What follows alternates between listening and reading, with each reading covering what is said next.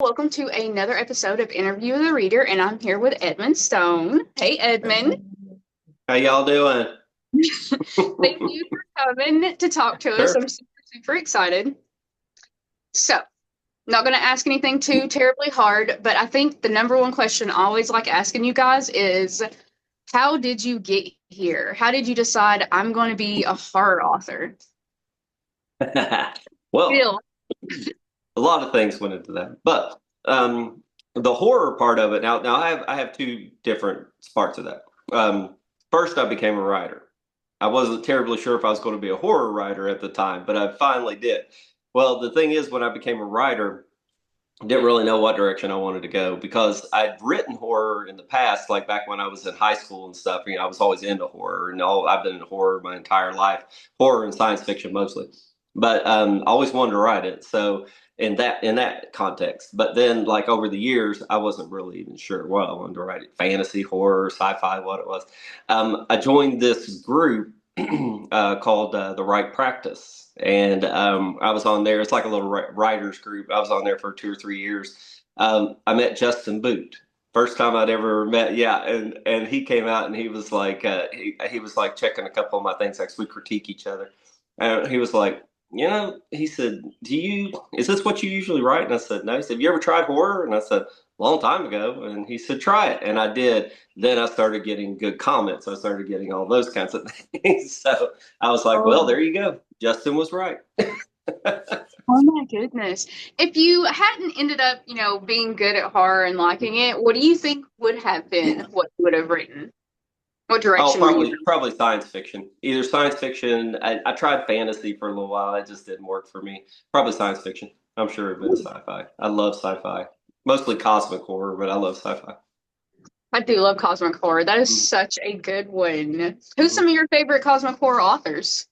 Oh gosh, No pressure again. you would ask me that, wouldn't you? But well, obviously, H.P. Lovecraft was one of my big influences back in the day. I loved his stuff. Probably, I mean, I love Andrew Nyberg. Love his stuff. He really does a lot of good stuff with that. Andrew Vane Way, love his stuff too. Probably out of all the more modern writers, those two would probably stand out to me the most. Let me think. Probably, like way back when, could have been maybe I don't really know. Is Michael Crichton considered? He wouldn't be actually cosmic horror. He'd be more sci-fi, probably. Yeah. Yeah, he'd be in that range. He I could he mean, could be horror. Spear. Yeah, right. Yeah, yeah.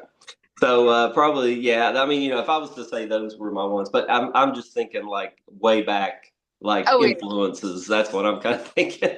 And probably the only influence on cosmic horror I really had was H.P. Lovecraft and that kind of thing. So I was always looking.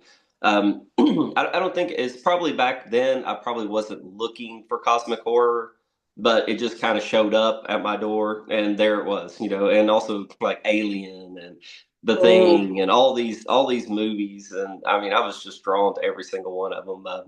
The Alien thing was just such a big thing to me because I was like, the whole concept of they can't hear you scream in space.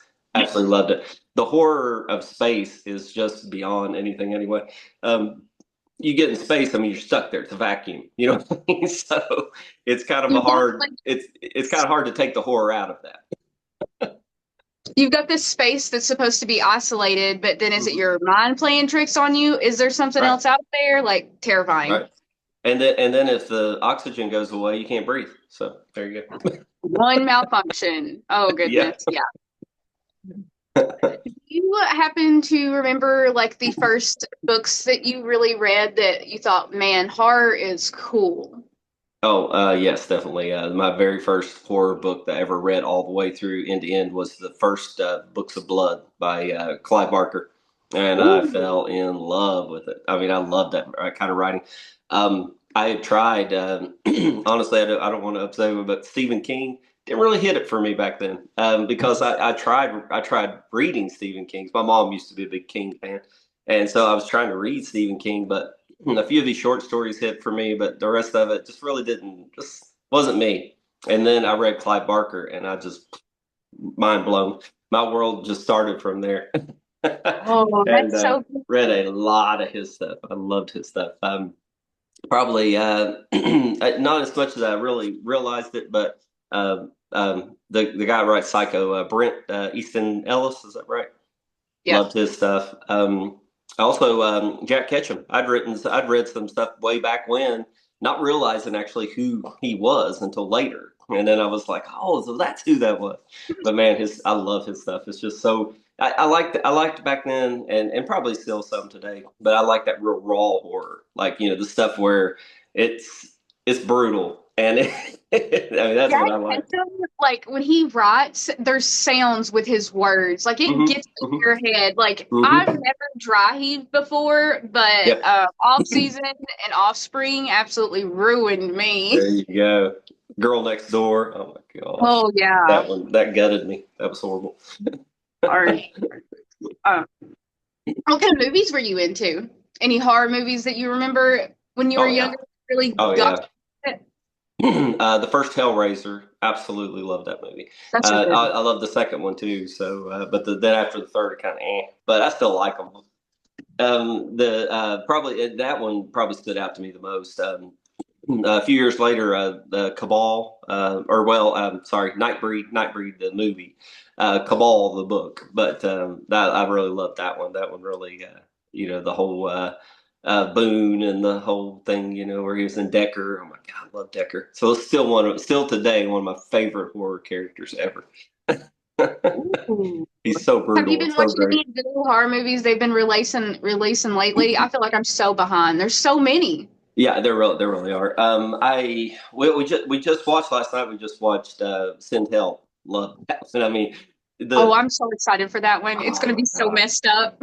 it is messed up, and it's just so rainy. I mean, it's just like you see the effects. It's Evil Dead. I mean, the effects are Evil Dead from the '80s. I mean, he really, yeah. Oh, I mean, obviously, he has a bigger budget to work with now, but still, what he shows in there is very similar to that type of Evil that's Dead and Army of Darkness and all that kind of stuff. oh my goodness. That's a good one. Hmm. It is And on and everybody's yeah, watch list. and the protagonist, or well, the main actress, what's her name, Rachel McAdams. Oh my gosh, I've never seen her in a role like that. I mean, no. She I'm so blew that excited. out of the park. I mean, she did a great job on that role.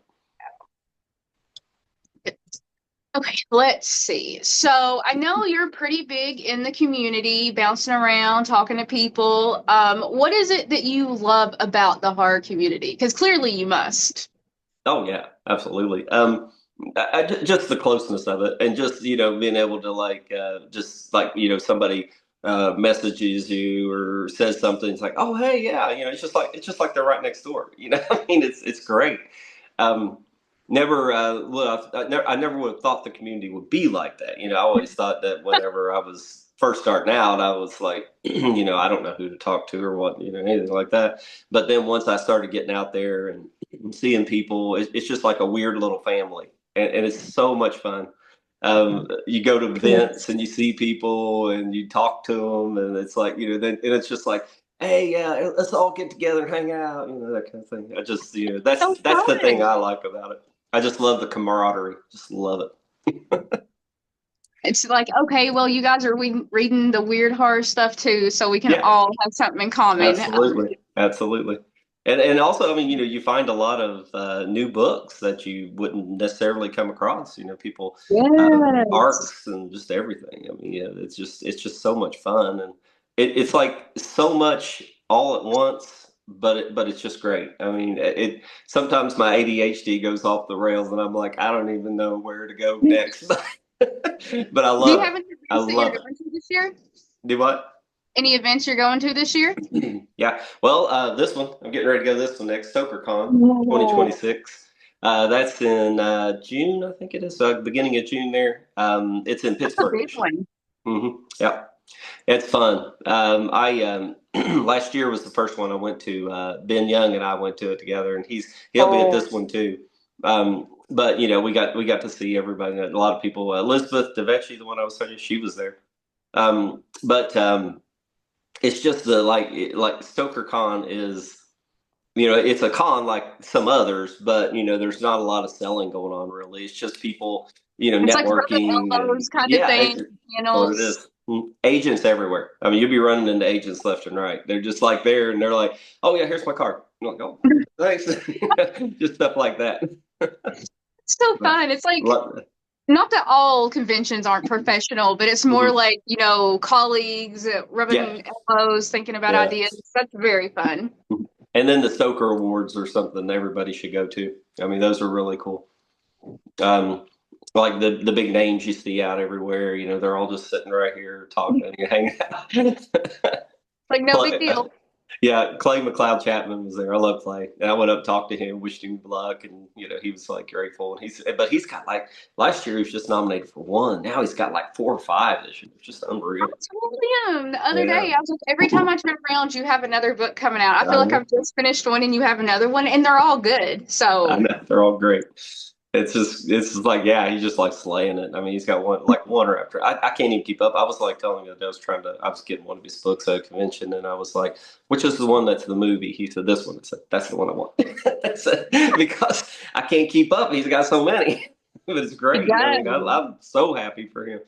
And Clay is such a great guy anyway. I mean, he's so fun to talk to, and he's just a ball of energy. You know what I'm talking He about. is. Every time I see him with a video, I already know he's running somewhere. Oh yeah. Oh yeah. Yeah, he's done something. I didn't get to stay long enough at Stoker or at AuthorCon this year because he did the whole video at the end of the first year I was there. He was there. It was like a couple of years ago, maybe 24. He did that, and that was so much fun. He went right like I didn't know who he was then, and he went buzzing by my table so quick, and I was like, "What just happened?" It's like I Oh had my no idea goodness. what was going on. So, speaking of books, tell us a little bit about what you are currently working on and have coming up. Okay. Well, I have two under contract right now. One I just finished edits on. Everything's ready to go. We're working out the details of the cover. Not sure the exact release date, but it's coming very soon. So be on the lookout for that one. But it's called Dissension, and it's more or less, it's kind of a prequel to Tent Revival. I mean, it sets, before Tent Revival, but it can also be read as a standalone. So it can be either way. So it can actually be more of like an enhancement to Tent Revival. Ooh, okay. Then I also have the other one under contract is my Try Not to Die during the Tent Revival. Yeah, I just got the first edits back to that one, and we're working all that detail out. So it's a process. It's something different. I've never done before, but it's fun. I'm learning new things. But How that hard is one, that coming up with like all the different like little side steps? Because it's more than just your original story. You've got to mhm. all these different paths you got to come up Oh with. yeah, Is that yeah. crazy hard or? It is. It is. At first, I started writing in a few kill scenes, and then he basically told me, "Yeah, don't just give me the this much, and we'll go from there." And then so because if you start putting too much in, then he can't really direct the process the way you're supposed to go.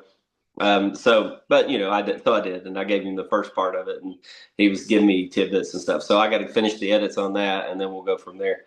But it's fun. It's an interesting way to write. I've never done anything like that before. Like I remember, of course, reading Choose Your Own Adventure and then all the Try Not to Die ones. And like Hmm. I'll be sitting there with my hands and fingers in different parts of the book so I can Yeah. backtrack. And I'm like, I can't imagine trying to write this. I can't even read it. I No, know it's hard, but it's fun. I mean, I don't know what else to say about it. that's very Definitely cool. different than the process I'm used to, but but I mean, those are the two I have under contract. I just finished the edit, the last. Well, I did the last. I don't know how many rewrites it's been now, but I have one that's kind of a cosmic horror, um, cultish kind of thing. I don't know what you call it. It's called The Anchor. And Ooh. yeah, and it'll be out later. I mean, I don't even know. It doesn't even have a publisher yet. So hopefully I can get the beta reads done and everything, get it all back, get it all in a good spot, and then start querying it to either agents or publishers or something. So there's that one. I have lots of short stories coming. One very interesting one that'll be coming. Well, I mean, did you see the Kevin J. Kennedy one for the werewolves? It's already out. Yes. That was a fun one. That was one I was hanging on to because I always wanted to do a werewolf story, and I did one and couldn't find a place for it. Just because, like I said, it's just kind of limited where you can find homes for that. And then his came up, and I mean, I only had like a day to get it in, and I was like, oh wow, I didn't even know that was there. So I just brushed it up real quick, sent it off to him. He loved it. He took it. How do you write? Are you a planner or are you just absolutely winging this 100%? Like, what are you doing? Got it. Oh, really? Panster, 1,000 times panster. I've tried to outline so many times. I just can't do it. Now, honestly, the Try Not to Die book will probably be the closest thing that I've ever outlined because that's a little different process.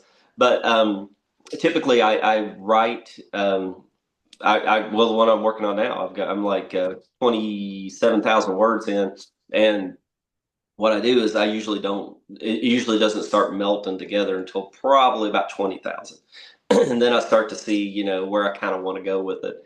Then I start, I might get up to 100,000 words, and then decide I hate all of it, and go back and just redo it from all the way from the beginning. Oh my goodness. But that's my process. It's very chaotic. Where do you get the idea? Is it just something where you're thinking about something, see something, and it goes from there? Or where's your inspiration coming Sometimes. I've had stuff come from dreams, just little different things. So I had a dream about, well, the book I'm working on now has the other one I'm working on that they're kind of going together. But one I'm working on, I had a dream about this little guy. His name was, well, I mean, okay. Let me start from the beginning. This is the story. Okay. Well, I had this crazy nightmare about this little boy who reached out from under my bed and grabbed my ankle, and I screamed at him. Well, I screamed at him and called him Kevin. And then I got to think when I woke up, I said, Kevin, who the heck? And then I got to think, I said, oh my gosh, I know who that is. My son, creepiest story over here. He had a little skin tag on his eye back when he was very young. And we kept an eye on it, and if it got too big, then we had to have it surgically removed. Well, he also knew that, as like it's pretty common for another like twins, like one absorbs the other one. Well, he used to say he ate his twin when he was in birth, and they were like, no, well, not really. And he's like, yeah, I did. So he started calling that little skin tag Kevin. Oh my goodness. Oh my goodness. So teachers would talk to us all kinds of stuff and say, your son is calling this little thing on his eye. He's naming it. He said it was his brother. And oh yeah, we knew that. Yeah, totally normal. It's fine, fine, fine. Completely normal. That's my son. It's completely normal. But anyway, so when I woke up and I saw that dream, I was like, oh my God, it's Kevin. Well, then Kevin ended up in my story. So Kevin's in my book that I'm working on now. He's in there. That's funny. How many rewrites do you think or reworks do you go over just typically It when you're depends on the book. Yeah, I mean, it depends on the book. But usually, I want to say I'm at about 4 or 5 rewrites before I really think it's enough to send out to readers. So around 4 or 5. Now, and when I say send out to readers, I'm talking like beta readers. And then from beta readers, then get it back, and I might rewrite it a couple more times before it actually gets out. about Not my. I used to not do that. I used to just like one run, maybe two, boom, out, go. But now, no, I've become a little bit of a perfectionist, so now I have to go through and go through and go through. polish it up a little bit? Yeah. Now I don't know. I assume other writers do this too, but I'll do the find feature on once it's on as a Word doc because I use Scrivener, and then after it's done with Scrivener, then I switch it over to Word to do final edits and things like that. But on the Word doc, like there's a word I think some words I overuse and I hate it, so I'll just like find that word and I'll check it all out and see if that word's on there, and if it's if it's over 100 times in there, then I'm going through and finding each one and see if I can make it sound a little different or reword it a different way or that kind of thing.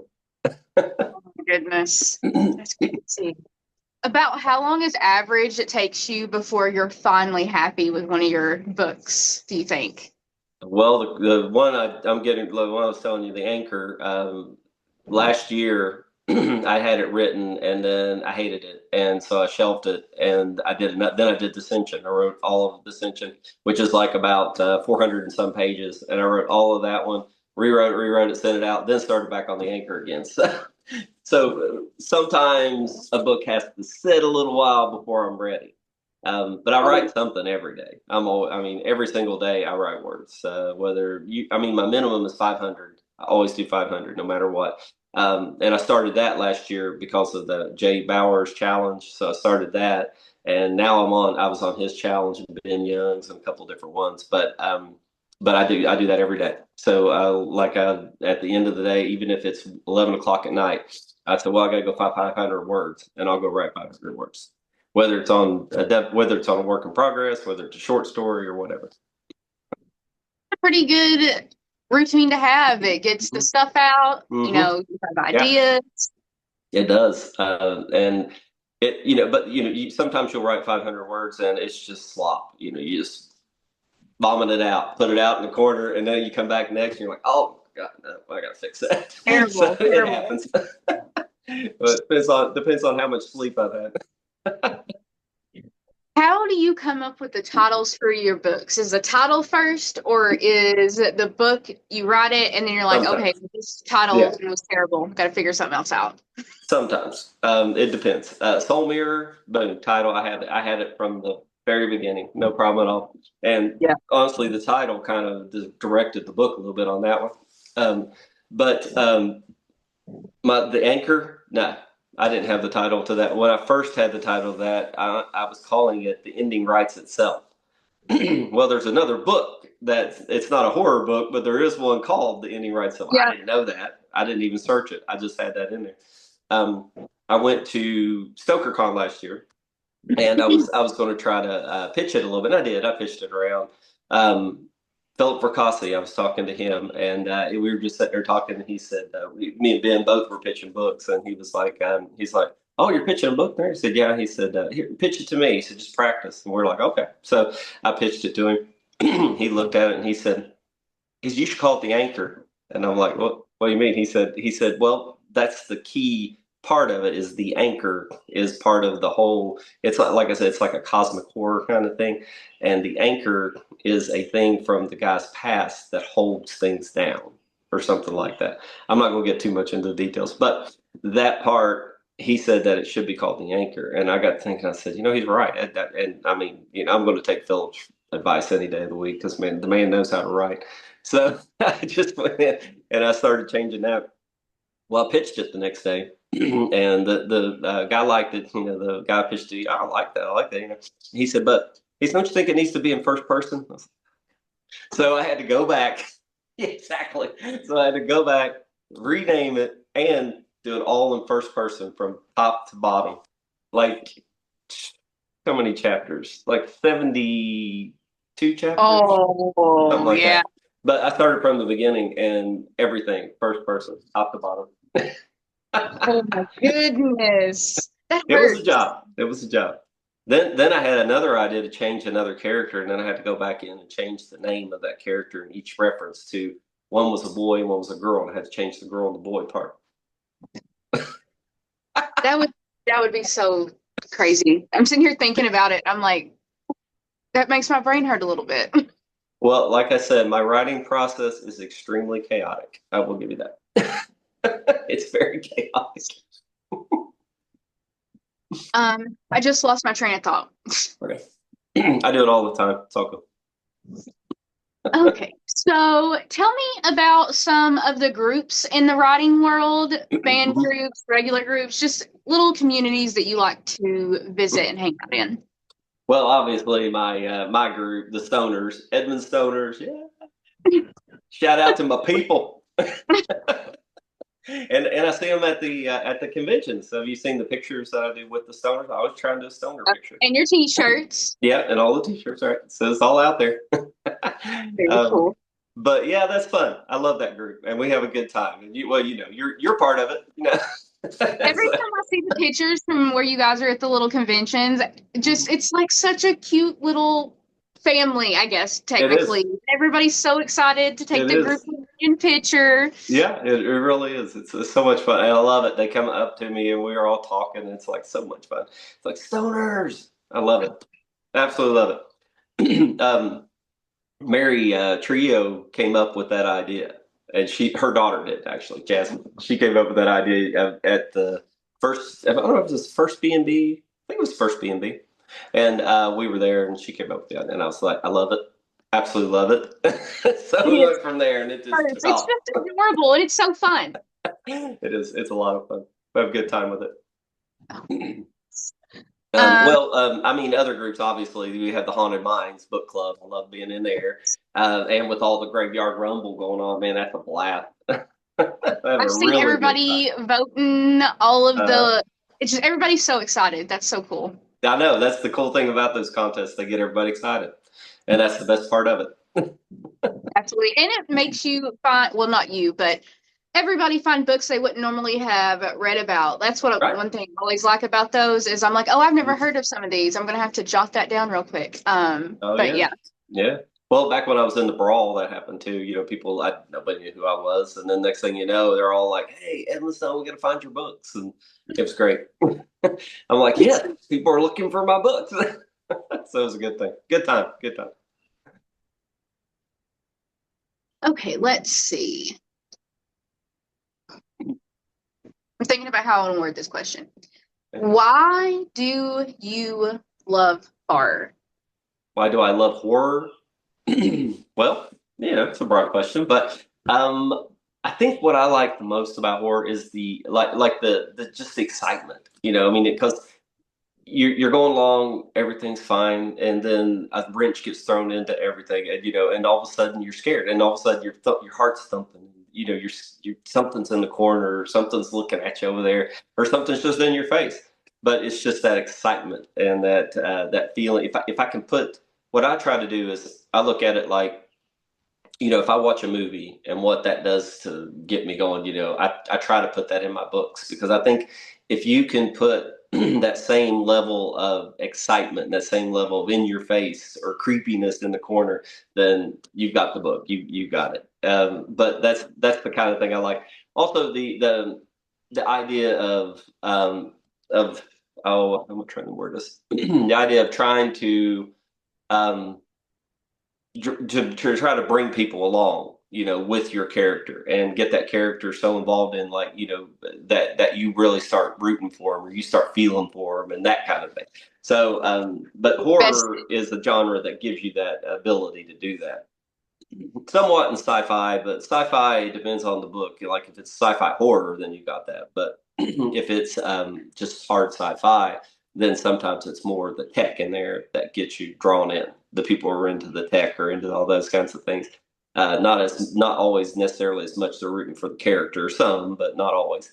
But in horror, you're rooting for the character because for one thing, you don't know if that character is going to die or not, and you're like, don't die, don't die. And then when they do die, then you're all pissed off. But Maybe they'll come back. Maybe it was just a fake out. Like maybe sometimes I'm still getting hell for Soul Mirror, but I'm not going to tell you which characters, and I don't want to spoil it for anyone. But I'm still I'm getting hell still for some of holding a that. grudge against John Conn and one of his deaths and Splash Tag. I Oh yeah, still. yeah, yeah. John, yeah, I could see that. I love Slash Tag. That was such a good book. I know it was. It was such a weird one, but it was so fun. Yes, it was very good. So, do you have any cool hobbies you do outside? Well, it can be horror related, but other than writing, of course. Honestly, lately it hasn't. It's just been writing on. But I do some gardening. I'm putting together garden. Paddleboarding. I boat. I do that kind of thing. I mean, you can see I don't know if you can see the water behind me, but I go on that river all the time. I'll take my boat out and we paddleboard and we just have a blast. So that's probably outside of. I don't know. Guess I could call that a hobby, but it's also leisure. It's just so much fun to do that. I used to be into sketching. I used to sketch a lot and draw. Yeah, but I honestly, I don't even have time anymore to do that. I might mess around a little something and maybe give something to an artist to look at to give them an idea of what I'm wanting. But other than that, I don't do any sketching. That reminds me, it's a question I was going to ask earlier. Mhm. How do you come up with your book covers? How do you Oh, get there? I drive my artist crazy. That's how we get there. Ruth Anna Evans could tell you how many times that we went around and around with the book until we get it just right because I'm so particular about things. I get crazy.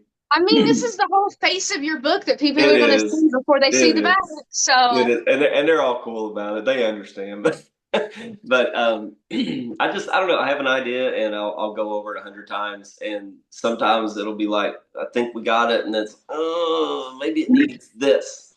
And then Ruth Ann always tries to be said, remember, less is more. I said, okay, that's right, less is more. So let's just do this. She's like, I'll see what I can do. She always comes up with a great cover though. I've worked other artists I've worked with, same kind of thing. Dagan Leg Boyd, you know what I'm talking about? Yeah, Dagan's great. But she did all the interiors for Soul Mirror, and yeah, and we went. There was one we went with the eyes, you know, that come out in the dark. We went over that 100 times before we ever got that right. But it was just we were trying. I think she was trying to do more than what I wanted, and then when we finally settled, it was just the eyes. And I was like, "That's it. That's perfect." And she's like, "Well, that's simple." So it worked out great. The most simple thing, and it worked great. listen, every time I go to get somebody and I'm like, hey, I need a new logo or I need this, and I'm like, here's the thing, I have no idea what I want. Yeah, right, right. Sometimes it's like that. I have a particular. Now, I'm not saying it's always. Sometimes I have an idea, like my Christmas horror books. Deborah Cold Iron did the covers to all of those. And when I first did that one, see, they that was a promo. So she had done the cover and all of that, and I just put my, I wrote the story, put my name to it, and they did all the formatting, did everything. Then I got it all back. And so when I got it back, she was the artist that did that. I would love that cover. Oh, So I reached out to her. I said, well, I want to do a couple more books in that series. So what do you got? And so she started coming up with things related to it, and that's how she came up with this. But they all kind of have the same animation kind of look to them, like comic book kind of look to them, which is what I wanted. cool. Yeah, I get a lot of people love those covers. They all talk about them. If money was no object, which of your books do you think you would want to have like the gold star, limited edition, best of the best treatment? You can only pick one. Only one. Only one. I would say Soul Mirror because Soul Mirror is the book is so personal to me because it comes from a place it comes from a place where I used to work. I mean, I was a pediatric therapist for 15 years, and all of that is in that book. I took all of those interactions, all the things that happened there, and I put those into the characters, into Renee, into Jessica. So probably that one for that reason because it's so personal. The other ones, there's some personal stuff in them, that comes from only me. But Soul Mirror, big time. I mean, that's the one that is definitely the most personal to me.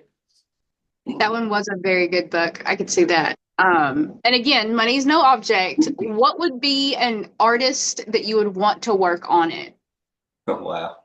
I know, right? No pressure. If it was Now me, we're I would talking. be like, how many artists can I have? Yeah, But right. Exactly. I'd have a whole team if that were the case. The money can wasn't out each there. page be a different work of art, or is that Right. too much? Then we'd have a kind of a what would it be, a manga, but that's okay. Yeah. It'd still be cool. It'd still be cool as hell. Gosh, I don't know. I mean, I There's guess I so can't many say good ones Bob these Ross. days. He's already dead. No, I'm teasing. I'm Yeah. teasing. I'm teasing. I wouldn't say Bob Ross. He can paint you some happy little trees. It could. It could. Happy little trees. Um, gosh, I don't know. I don't know. I'm totally lost. What's the guy? I mean, I don't even know if he does it anymore. Back years ago, Chris, um, something.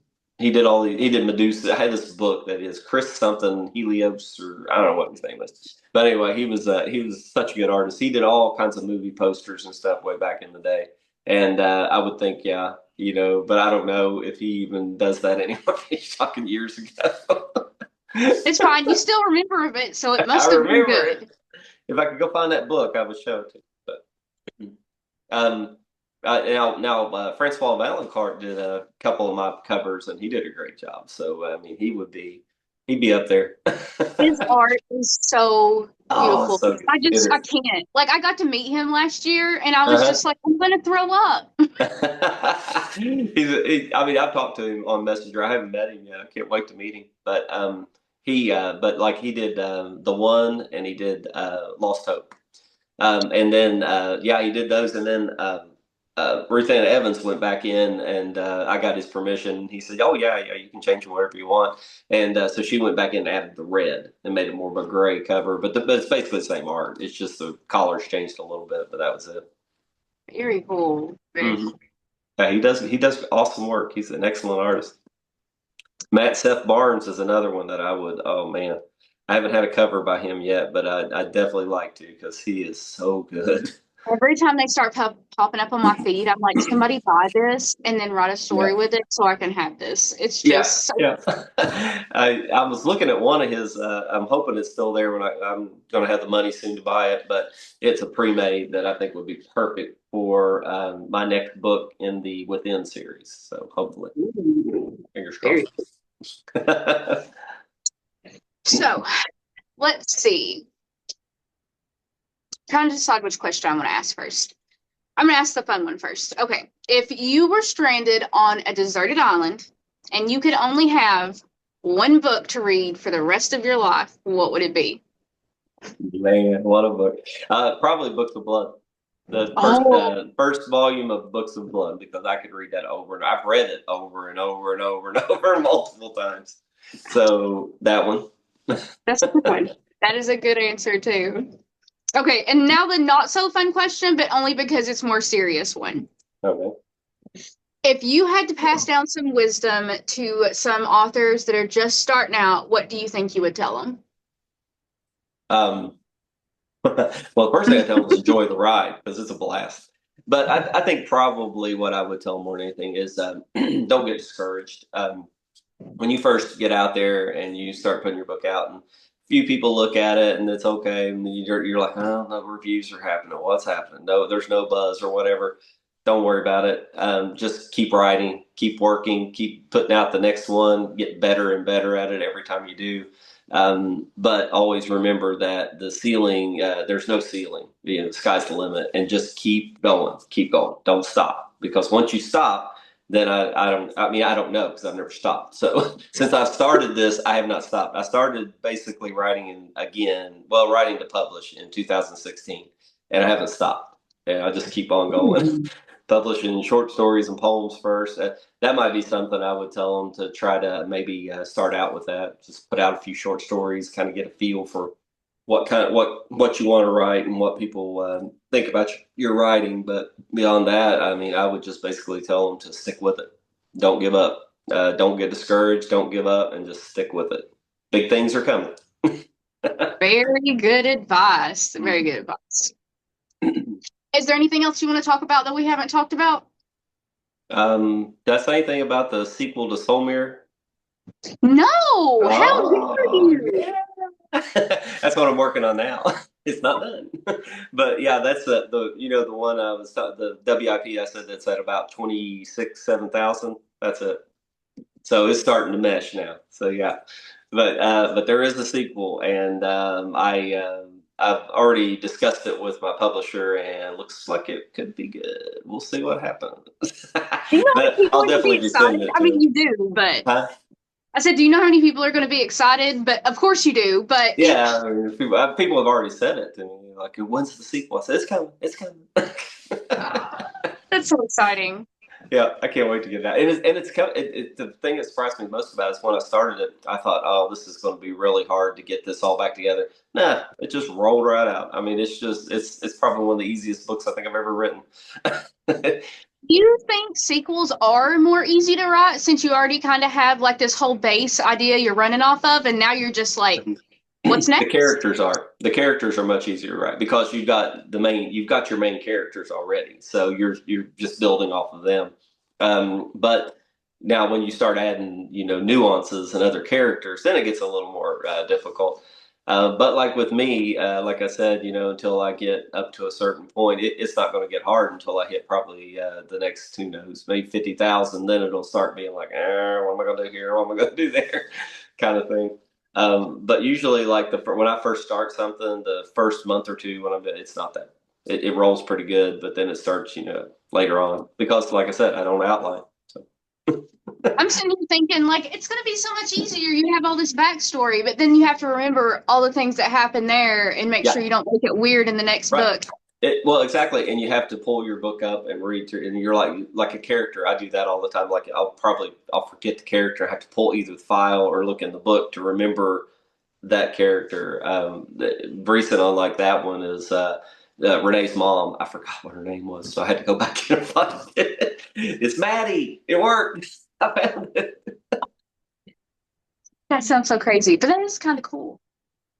It's fun. Now, Dissension was a little interesting on that because some of the characters are like the previous version of themselves in the Intent Revival, like Sheriff Oni, some people like that. So there's a whole new cast of characters in it, but some of those are still in there. Some of the minor characters are in there. I love stuff like that. It's like little Easter eggs that connect it. Like now you're talking Easter eggs. Dissension is full of Easter eggs. I took things from all my books and threw it in there. I mean, there's just little things you'll be going along and you'll be like, oh wait, that's in what book is that in? And then it's in another. Even my Within series, it's in there. It's everywhere. I love it. I always tell authors, I'm like, I don't know, there's just something about seeing it like an interconnectable piece of something else. It's just so exciting. It makes it real, kind of. Yeah, I like it. I love doing that. I've never really I've never really explored Easter egg kind of stuff before, but this is probably the first book I've ever done that with, and I'm just excited to see if readers will pick up on it. Little things here and there. I'm so excited. You have such cool things coming up. I got a lot going on. It's fun though. I'm having a blast. I mean, it's a lot of fun. I got a lot coming. I don't have anything really out right now, but I've got a lot coming. So. That's all that matters. You got stuff coming, and you have a bunch of people super excited for it too. Oh, that's good to hear. Can't wait. I'm excited to get it out. So do you think for your books that are coming up and coming out that you're going to so I know some of your books end up having redone covers because they get entered in like when Brawl happened and things like that. Do you think you're going to keep up with that, do recovers for some of your old stuff, or do you just kind of stick with the cover you got and go with it? Because sometimes I see authors that are switching it up, changing covers, things like that. What do you? I mean, I'm okay with it. I mean, if say I've got a book with a publisher and maybe they pick up one of my old books and they want to look at it and say we're going to change cover, yeah, I'm fine. I'd kind of like to see what they come up with. But as far as like me personally doing, like if it's a self-published book, I probably won't change it. I'd leave it the same.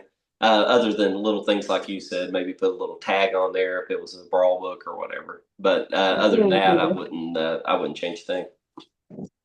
I always think it's interesting when I see books that end up getting picked up by another publisher and the book cover changes because sometimes it's so different, or even just US and UK book covers. That's so crazy. Yeah. Now that's interesting. I've never had that happen before, but I would love to see that happen. Like Nick Roberts, he does that a lot. He posts the one, which is great. Everybody does it, but he posts the one from Germany or the one from wherever, and I like that. I mean, I would love to do that. By the different artwork because I look at it and I'm like, you know what? I've read that book and that makes sense too, but it's a completely different cover. Whole different concept.